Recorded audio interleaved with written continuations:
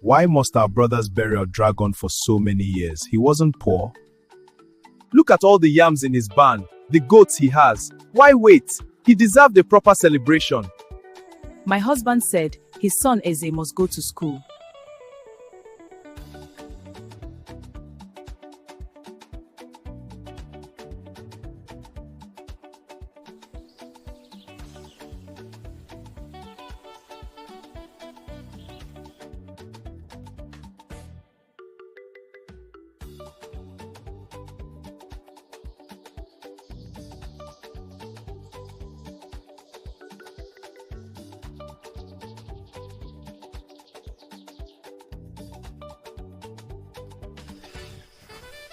It was a Monday morning and excitement hung in the air. Despite the chores that awaited him, his thoughts were all of lessons, friends, and the new world that school promised.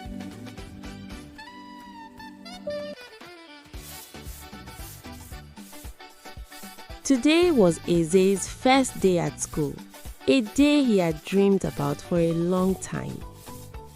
Eze swept the courtyard carefully, making sure each corner was clean. The morning breeze carried the scent of earth and banana leaves. Birds fluttered above the huts as the village slowly came to life. Let's hurry, Uluaku. If we're slow, I'll be late for school. Okay, I hear you. Eze and his sister hurriedly went to the stream to fetch water.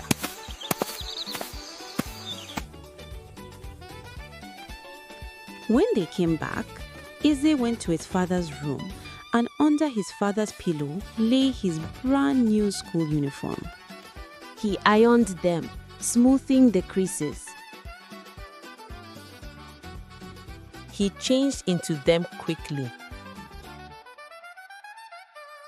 On his head, he balanced a basket of vegetables his mother had prepared for sale, while Olama carried another basket. Together, they set off toward the village center, stopping at the school entrance. Go carefully, Eze. Learn well, and remember to be respectful. Yes, Mama. Eze nervously walked into the school compound and stood under a mango tree. Soon, more children gathered, mostly boys, but one girl stood among them. From a white-painted building, Mr. Madu emerged, holding a heavy metal bell. He rang it several times, the clear clang echoing through the school compound. Welcome, children, to your first day of school. Your journey begins here, and we are all here to help you succeed. Work hard, respect your teachers, and you will achieve great things. I am happy to have each of you here. The morning sunlight glimmered through the mango leaves, touching the children's faces as they listened intently. For Eze, this was not just a school, it was the fulfillment of his father's wish, a chance at a future that had seemed distant for so long.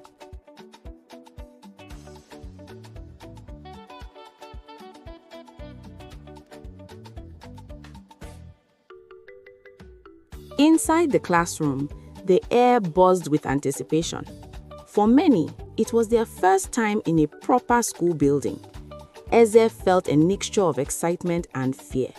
He wanted to make his father proud and do well among the other children.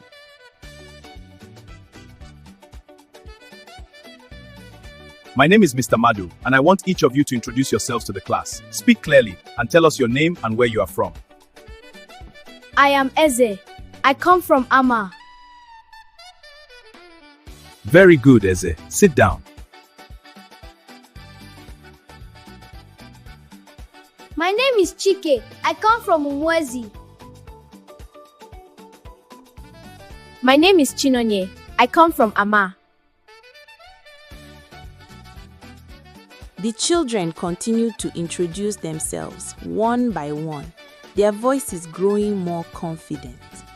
Eze noticed a girl among the boys, Chinonye, who stood with a quiet poise. She seemed different yet determined.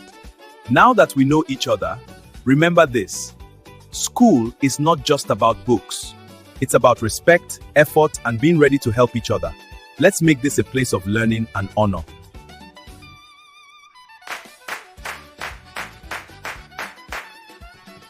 The classroom settled into a quiet rhythm. For Eze, every word was a promise, every glance a challenge. He understood that this first day was just the beginning of a journey that would test his courage, his determination, and his ability to rise above the obstacles in his path.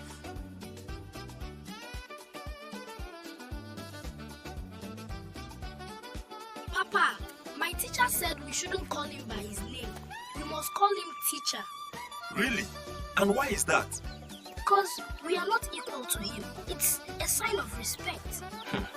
That's true. What else did your teacher tell you today? Number 1, we must have a slate and chalk. Number 2, never be late. Number 3, wash every morning before school. Number 4, keep our clothes clean.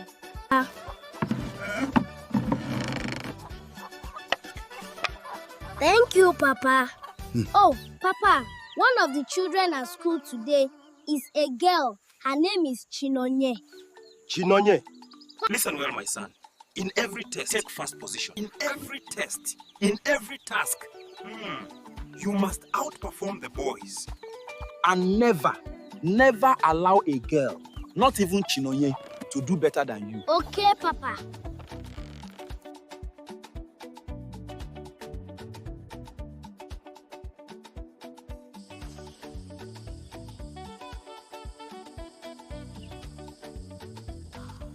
Eze's life became a routine. He would wake up early in the morning, sweep his room, his father's compound, and go to the stream to fetch water.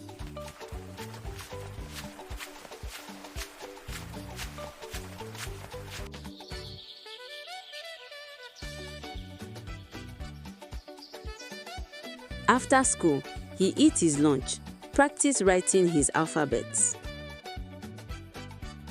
and sometimes play with his friends.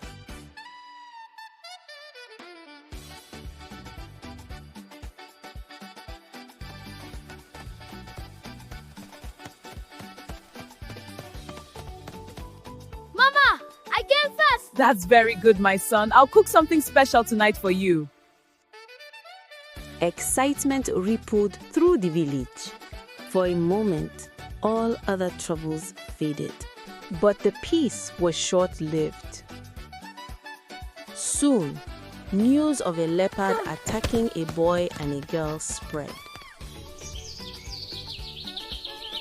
Fear gripped the villagers. For weeks, no one dared to leave their home. No one goes to the farm. Food became scarce.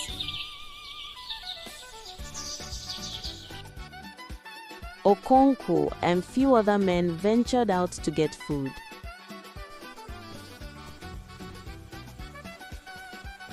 But the leopard struck again. Okonkwo!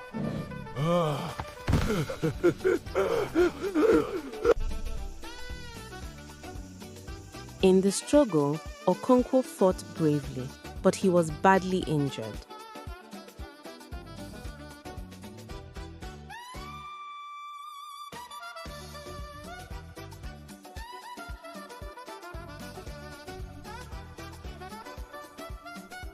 He died a few days later, leaving a heavy silence over the family and the village.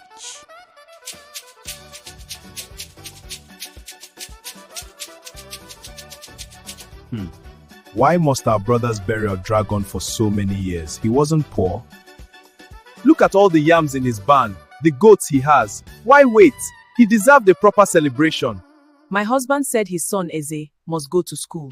If we spend everything performing the funeral rites in full, there'll be nothing left for Eze's fees and nothing for the children to eat. You must be out of your mind. Since you came back from Obodo with Okonkwo, you've always controlled him. Now he's gone, and you still think you control us. I am sure your husband never told you to enroll Eze in school. You are only saying that so you can keep the money for yourself. Money that should be used for his burial. Why would he make such a request when the rest of us have succeeded without ever stepping into a classroom? Did Okonkwo ever attend school to learn how to survive and provide for himself? No! Which classroom taught him how to cultivate the land? Which teacher showed him how to build his home, marry you, raise his children, and bury his father according to our traditions? Which school trained him to lay down his life to protect our children? So why does Eze need formal education? Isn't it more important that his father, one of our great heroes, be given a proper burial? No! My husband, who knew he was dying, thought of his children, of Eze. He held my hand and said, "No matter what happens, let Eze go to school." That was his dying wish. I am only acting in the interest of Eze and his sister. They are your children too. If you know that are also our children, then shut your mouth, woman. You have no say here. When we want advice, we'll ask for it. Until then, if you want to assert your power and influence, do it in your father's house, not here in a village you do not belong. Let him go to school if you want, but if he grows up lazy, if he fails, you will bear the consequences. Olama's pleas fell on deaf ears. The full funeral rite was held. It lasted 7 days, lavishly celebrated, leaving almost nothing for her, Eze, or his sister. Eze felt fear, anger, and determination all at once, feeling the weight of both grief and resolve settle upon his young shoulders. Good evening, Mama. How are you feeling today? Much better now, my son. How was school today? Fine. What's the matter? School fees, Mama. We don't have enough to pay for it. I know, my son. It's all right. God will help us. Olama became sick. Night after night, her health declined. Each night, Eze stayed by her side, holding her hands and doing his best to comfort her. Even though he tried hard to remain awake, sleep often overcame him. Mr. Madu decided to go meet with the elders and speak about Eze's inability to pay his school fees. He tried to let them know that it had been Okonkwo's final wish for Eze to go to school. However, the elders were not willing to support the idea of paying Eze's school fees. Good evening, our elders. I have come to talk to us about Eze's inability to pay his school fees. It was his father's dying wish that his son should go to school. And if we and the elders of Ohia do not act and support him, he might withdraw from the school. We never paid for his education before, so why should we start carrying that responsibility now? If he cannot afford the fees, then he should simply withdraw from school. If schooling were truly beneficial, I would not hesitate to support him. It does not teach a boy how to cultivate yams or sustain himself through farming. But instead, it pulls people away from their rightful way of life. For me, I think Eze's mother was not telling the truth when she said her husband wanted Eze to go to school. Obina and the other elders doubted Olama's claim, while Chief Amadi was disappointed at their refusal. Mr. Madu went home, feeling so sad about Eze's situation.